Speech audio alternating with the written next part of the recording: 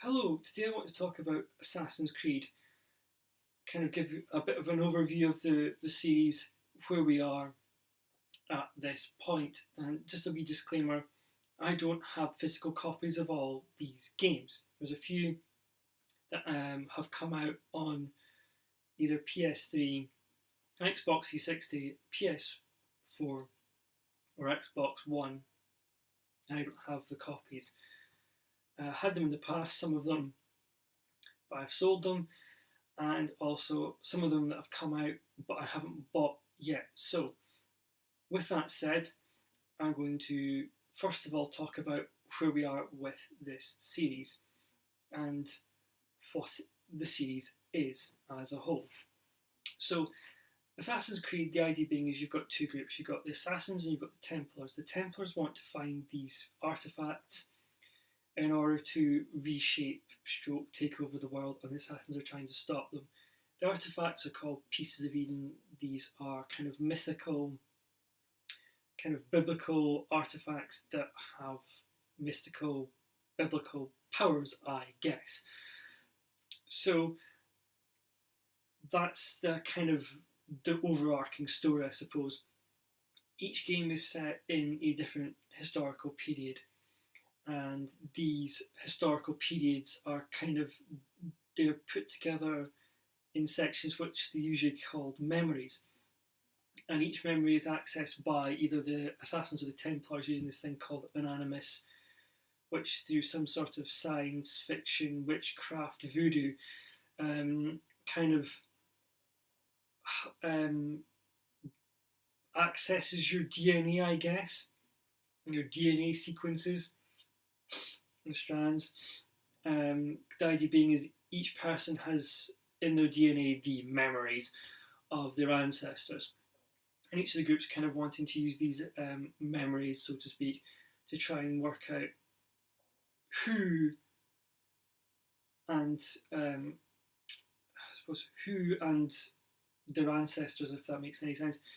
If there's any people out there whose ancestors kind of have access to these pieces of Eden at some point in their history, or have touched, gone anywhere near, I suppose they are, in a sense, the chosen ones.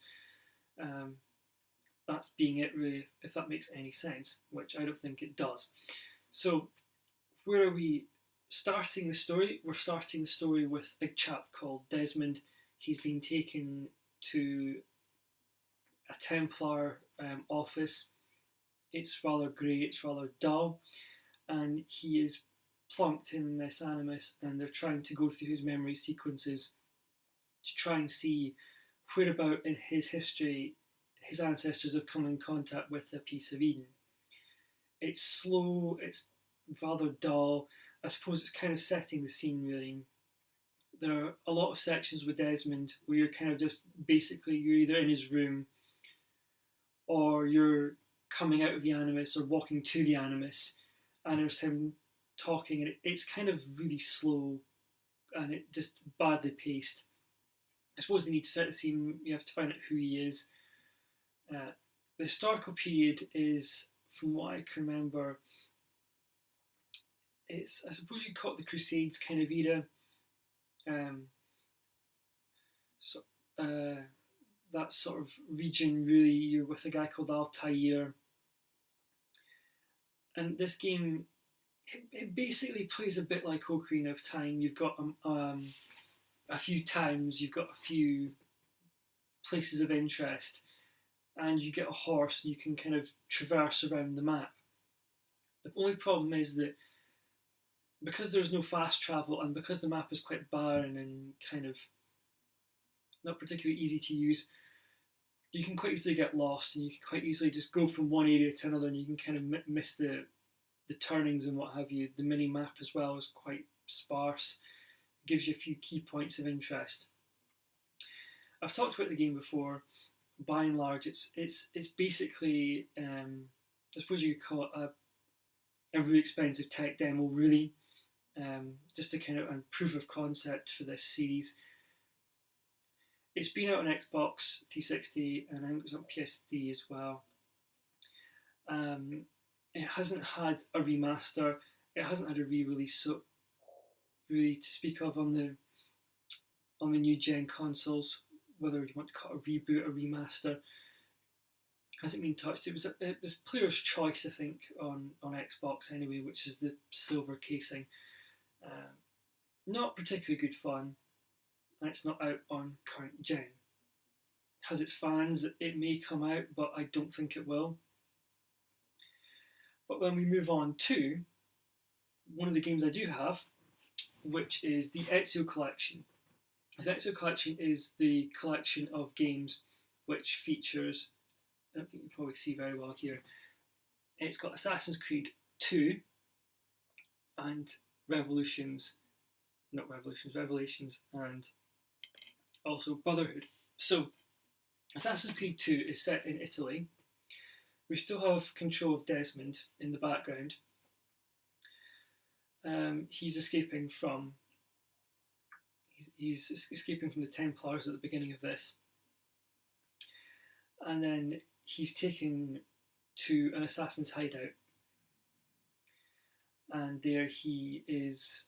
Basically, they wanted to train him up using his ancestor Ezio's kind of memories and turn him into this assassin, someone who can kind of potentially save the world, sort of thing. But really, the key part and most of the gameplay in this first outing with Ezio is in Italy. There's a lot of roaming around the streets. You get to climb buildings, which is great. There's less kind of forest and hills to kind of get in the way. There's a lot of sneaking. This time you have a health bar proper. It's not like in 1, it's a desynchronization bar, and if you get spotted, you become desynchronized. It's really quite clumsy and awkward. This time it's a proper health bar, so if you get spotted by the guards, you're not instantly desynchronized from play. You become, as the game progresses, you become notorious, and you can remove your notoriety by doing certain things. Some which don't make quite a lot of sense, like removing posters, for example, wanted posters, that kind of takes your rating down. Just removing one poster drops them like 25% notoriety. And then in certain parts of the story, you get the chance to unlock this cape, which you, well, I guess it's a cape, so you wear it, and it has the markings of the town, kind of the main family of that town, I guess, kind of a crest. And if you wear that, you can still get beaten up by the guards, but your notoriety doesn't go up, so it makes life a lot easier. But it's kind of, you get them at the end of each section. The travelling is a lot better in this with the horse. So you get to a certain point, and if you want to go to another town, you've got to go to the part of the map which is the road to that town. You just click on it, yes, and you go. So kind of pinging around the giant Hyrule Field style open world of 1. So the travelling's a lot easier. The map is a lot better as well. It actually gives you a top-down view, which you can zoom in, and you get to see all the streets, the street layout. The mini-map also has the street layout. Once you unlock you go up a viewpoint, and you unlock the area of the map. It's up on your mini-map as well, which is really, really, really useful. So if you're running around, you get to see where you're going, and you can spot whether or not you're going to come to a dead end. Graphically a lot nicer, a lot more going on, a lot more fun. The combat is maybe a little bit suspect in some respect. You're surrounded by guards, and they attack you kind of like one at a time. Basically a counter. Once you know how to counter properly, that's kind of it, just counter. It's a lot easier than just ramming them into a wall with the sword. Like 1, with this game, that it's all or nothing kind of missions. So on stealth missions, you've got to be stealthy, otherwise you fail. There are checkpoints. It's a lot more fun, I think. Ezio was super popular, and he spawned Brotherhood and Revelations. Brotherhood kind of becomes quite easy because you pick up along the way other members of this assassin brotherhood. You can recruit people to it, and what you can do as you recruit more people, you have the ability to drop this thing called Arrow Storm, which basically just rains down arrows on the enemies. So you can hide in a bale of hay, in the hay carts, and you can hide there, unleash Arrow Storm, it wipes out the guards, and you can just walk on through. It removes some of the stealth elements to it, or you can call the assassins, and they'll take on the guards for you. So it kind of does make the game a lot easier. You can send the assassins off to do little missions here and there, kind of in different parts of the map. That you're given. It's kind of, you get an overview map. They're accessed through, I think it's pigeon coops. And then in Revelations, which is a rather underwhelming end, if I do say so, you do have your Assassin's Guild again kind of thing, but you have these odd new weapons, which are bombs. So you can set tripwire bombs, you can throw mustard gas bombs. It's Ezio, but in a different location. You're kind of revisiting Altair's land and kind of learning a bit more about him. Thankfully, it's just kind of restricted to one town.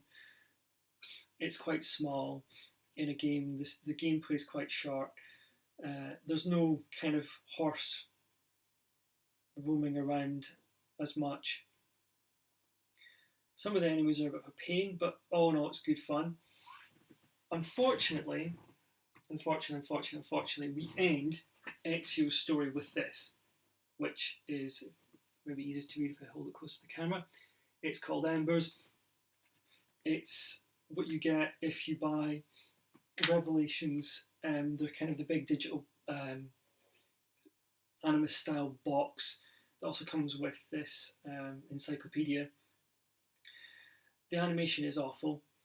It's quite cheap. It's quite rushed and knocked together. It basically just tells you what happens to Ezio. I'm not a fan of it. It's quite slapdash, but I suppose it gives people an end to the story. Really, that's kind of how it kind of all comes together. Then we have 3, which we're finally on to. 3 is, I believe, set in the War of Independence in America. You're still under British rule, so you're still working with pounds. This is where the series, I think, maybe takes a nosedive for me, and maybe for a lot of others. The controls are awful. You get to climb trees, you get to roam around, you get to do some hunting. This is also kind of where you're not penalised in stealth modes and sections for messing up the stealth. The missions do have kind of tiers to them. You do have here's the main objective, complete the main objective, you complete the mission. There's a few extra little bits and pieces attached to it.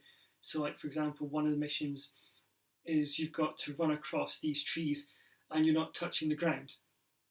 So if you don't touch the ground, you get an extra, I think it's 10%.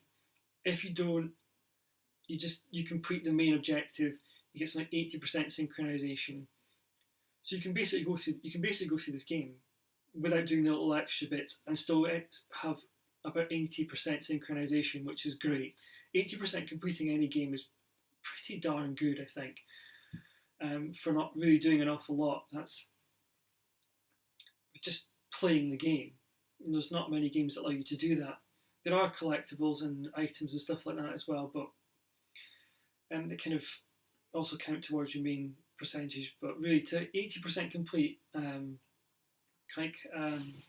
a main story of these kind of games just by playing the game doesn't really happen very often. It's not really heard of as much from my knowledge. But anyway, back to these games.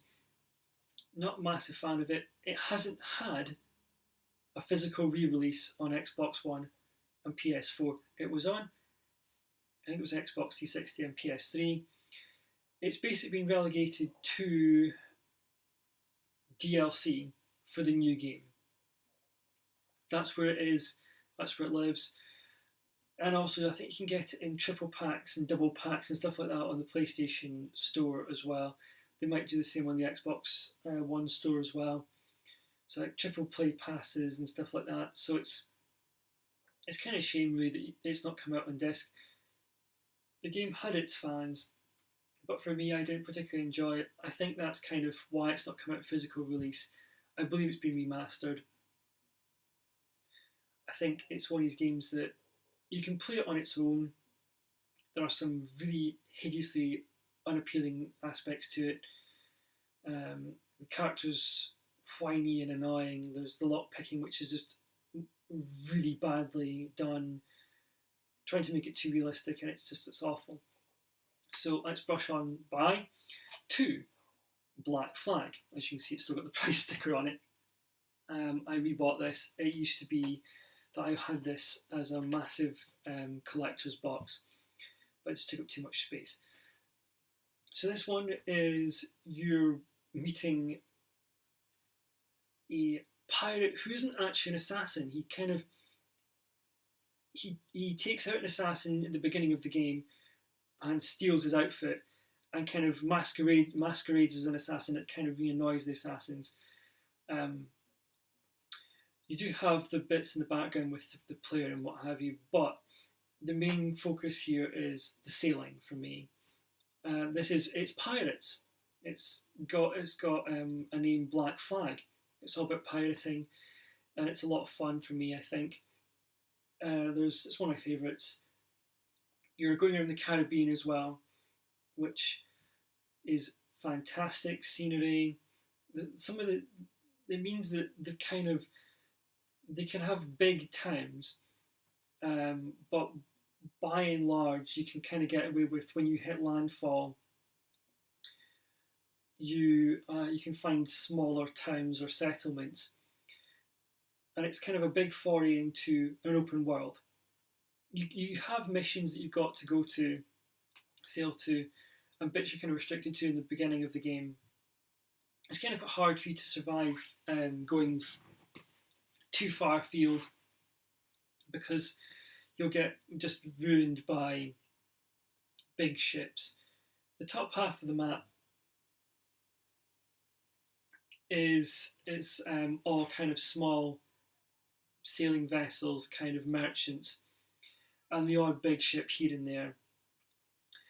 And you can plunder them, take their cargo, and you can then take on their crew as well. And with the cargo, there's sugar which you can sell, and then there's wood, cloth, and all manner of other things which you can use to upgrade your ship. A little word of warning though for folk doing this. Sometimes in the top half of the map, the ships are so pathetically weak that you can just bump them and they will sink. Because they carry so little cargo, you don't want to sink them, you want to invade them. Because if you invade them, you get the full cargo and you get to recruit all the men. If you sink it, you only get half the cargo and maybe like one guy floating around on some flotsam and jetsam. But that's really it. So be careful, because as you power up your ship, you just simply bump into one of these boats and you'll sink them. And so you've lost all their cargo pretty much. It's not really great. And sometimes that's the easiest way to upgrade your ship, is to just take out the smaller boats. Because bigger boats can really and absolutely ruin you.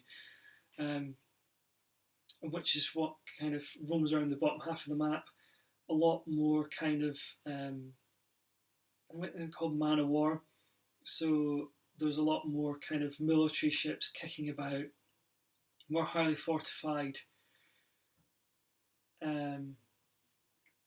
merchants as well. It's just, it becomes a real battle to the death kind of thing. When you kind of take over their ship. Really good fun, an interesting bit in history. It's kind of, by and large, they've been going so far kind of forward in time. This kind of has picked I suppose that period in history, there's in different parts of the world, there's a lot going on. So it's kind of, it's not quite the same time frame as 3. Interesting time frame, but nonetheless, it's a good fun game. Then we have a kind of a weird offshoot called Rogue, which basically they're calling, it's a bridge. It's kind of bridging the stories between 3 and 4, and also leading into the next game.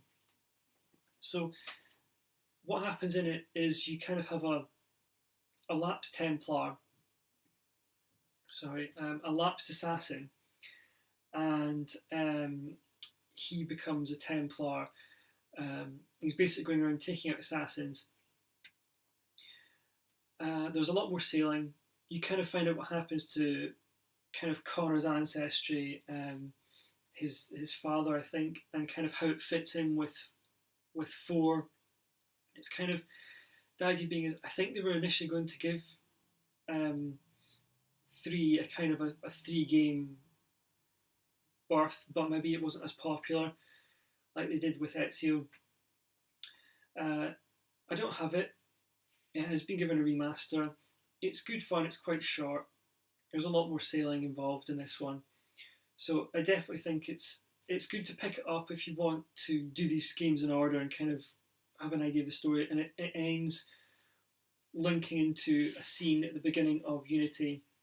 So at the end of Rogue, what happens is there's a little scene, and leading into Unity, you actually see from the character in Unity's side of the story. His name is Arnaud. Although it's set in France, he has quite a posh English accent. I'm guessing, again, it's this part of history really where I suppose maybe Britain does play quite a big part still, kind of. They are still kind of maybe having conflicts with other countries, and people are kind of appearing here, there, and everywhere. He's quite foppish, he's quite aristocratic, but the game, by and large, is really good fun. You're back on dry land. You're roaming around Paris. It does still have a kind of open worldly feel. You're kind of liberating different parts of Paris. It has RPG elements to it too, where you have skills you can unlock, which are really great and helpful. So kind of for stealth and for lockpicking is back. It's a lot easier to do this time round though. And it's just genuinely quite fun. And a nice bit of scenery to run around. You can actually go through people's houses. This time round, you can actually go inside them. So although you are mostly outside, you can climb up the outside of them. You can go around the insides as well, which you kind of need to do in a few missions. There's treasure hidden. Some people have rooms that are locked, and you need to lockpick them to collect all the treasure. It's attached online as well, so there are certain treasure chests you can find that ping up. Some of them are blue, I think, on the map. Some of them are gold. The map is also really useful. Again, it's nice and detailed. You can see where you're going, which is, it's been a massive improvement, I think, since 1. The whole map layout. It's just a joy to play. You can customize your character a lot more. You have different costumes, so you can be agile and weak, or you can be strong and slow, a bit more tanky, more padded outfits. So you can take more hits, but you sacrifice your movement. There is one little gripe with this, and it's the Helix system. You can pick up Helix points helix points from in-game, which is painfully slow, kind of doing little, I suppose, little challenges that Ubisoft have come up with. Or you could just spend money and get the helix points if you want. They're used to unlock different items, different weapons. All in all, it's good. It's a solid game for PS4. One little word of warning though, if you're picking this up now, is this game launched pretty, and it was kind of buggy, and so they had to patch this like crazy. So there's a massive amount of patches you've got to download if you're buying this game before it'll even work. There's online missions as well. Although everyone plays as Arno, in these multiplayer missions, you are given a different colour so you can kind of distinguish yourself. There's a few of them, so you're in with 3 other people, and they are good fun. They do progress the story a bit. There's a few other little bits and pieces here and there that make this game a bit more interesting, different kind of side missions which are good to do. You also get difficulty levels as well. They tell you how difficult the missions are and what level they recommend you to be at to do them. And that theme follows on into Syndicate, which is set in London. Again, it's another excuse for ropey accents. You're meeting a lot of historical figures that were prominent in this period of history, which is really good. There's horse and carts you can actually take over and ride, which is great. You have 2 protagonists this time, and they are Evie and I think he's called Jacob Fry. And so there are missions which are all you're working with one protagonist or another, but in open map you can swap between them. There's chariot races, there's fights, there's boxing matches, kind of thing, street fights. The liberations are good fun. The weapons are actually different as well. He has one of his weapons are kind of canes that have got knives and swords hidden in them, which is kind of cool. And she's kind of got more kind of knuckly duster sort of weapons. All in all, the story I think is quite solid. There's no multiplayer. I think maybe it's maybe less ambitious. It's good fun roaming around London. There are little puzzles you can do here and there for extra trinkets. It's all really good fun. Again, there's leveling involved in that game, and there's bits in the map where they say, well, hey guys, this is kind of, we recommend you being at this level, or you have this amount of gear. Good fun, worth playing. We're coming near the end now, and then we go to this, which is Origins, which is a bit of a strange one. We now actually have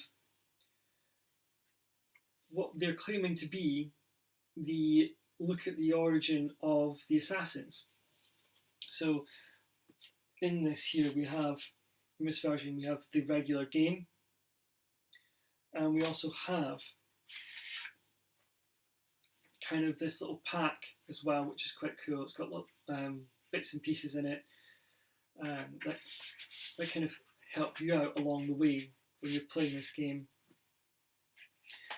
I think there's a map in there. So if we look inside this briefly. So yeah, we've got, it does open quite nicely. We have a soundtrack, and we have, which I believe is, it's not going to unfold it because it's a pain to put it back together again, but yeah, just open up a little bit here, is a map of the region. I'm not going to open it fully. So yeah, that's quite good, quite helpful. It's quite a big, again, open world for you to explore. Set in Egypt, you do actually have this time round, again, it's not a faceless game where you're controlling kind of in the real world. You've got another person this time. I don't remember her name, but it's good that you've got a character. Don't want to spoil too much, kind of what happens at the end of that. But it's good fun. There's a lot of horse riding. You're with Bayek. You meet his wife, and I think she has some gameplay parts as well. And she has different skills to him, kind of focusing on that. This game is definitely a lot of fun. There are bits and pieces of the map which you can get to only via story. Yes, you get to climb up pyramids, which is good. You get to visit inside pyramids as well. Nice bright colouring and graphics. It's good fun. It does get difficult, I have to say.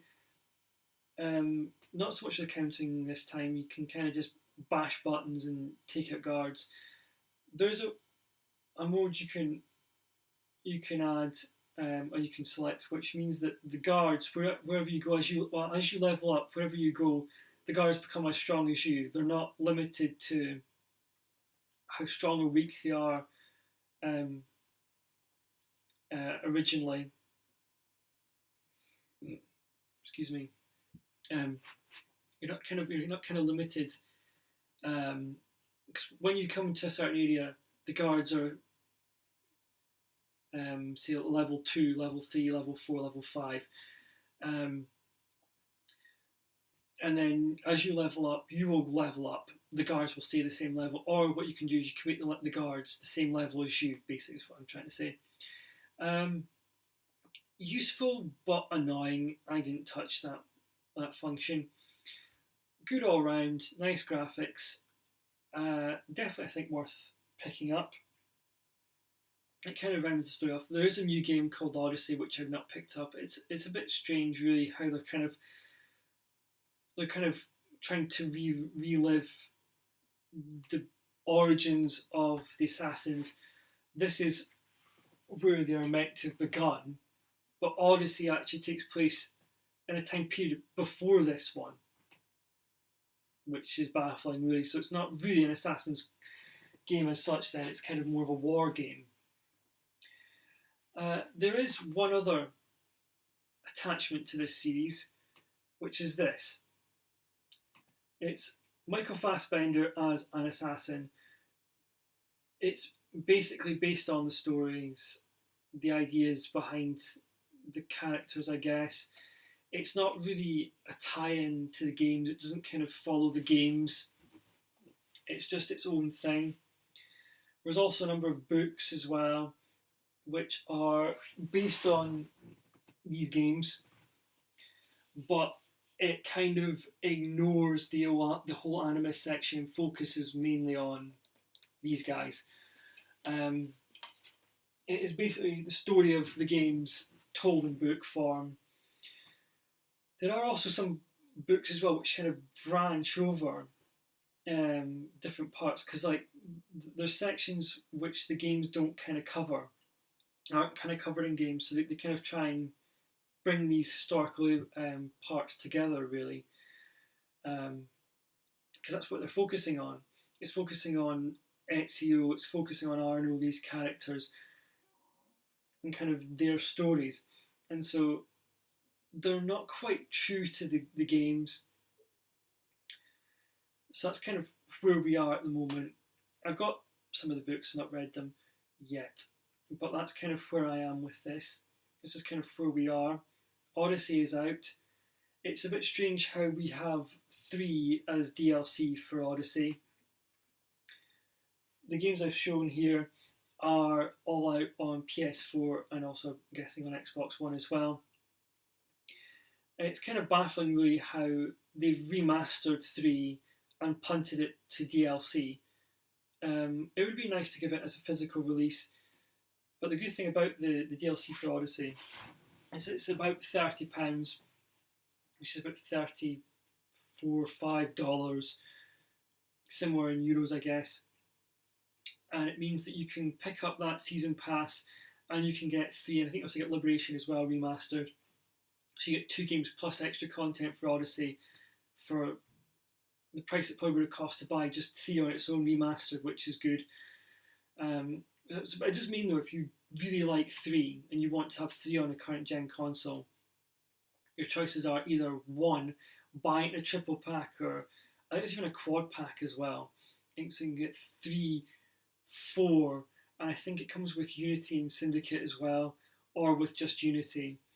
So there are packs downloadable on the stores. You either get it that way or you buy Odyssey and get it through the DLC. It's a shame that that game's been kind of relegated. I didn't like it that much. It's really not well liked.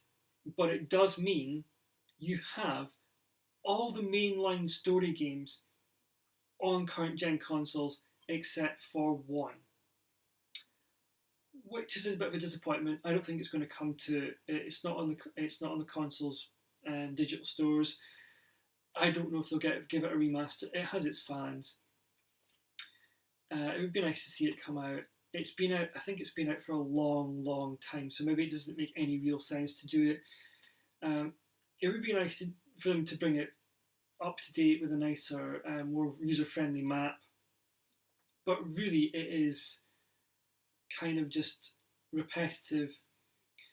The other games, these games here, all have kind of stories. Some missions are kind of do have the repetitiveness to them, but the missions are kind of more into the story. They do have more to do with the story. It's not just go to this town, save this person, save that person, do this, do that,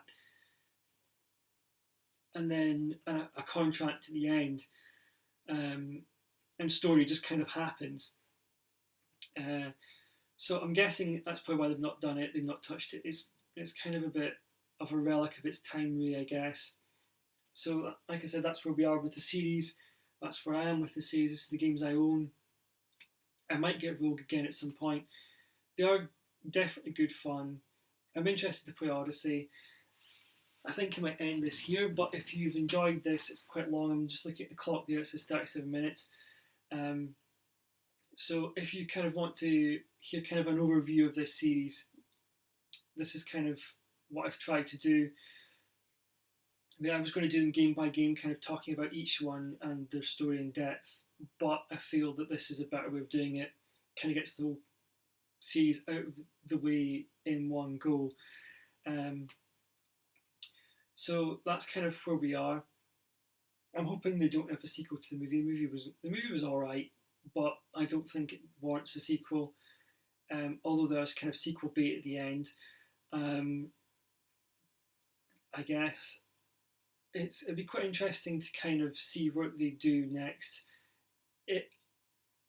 Are the pieces of Eden kind of, do they matter so much? We're kind of going back.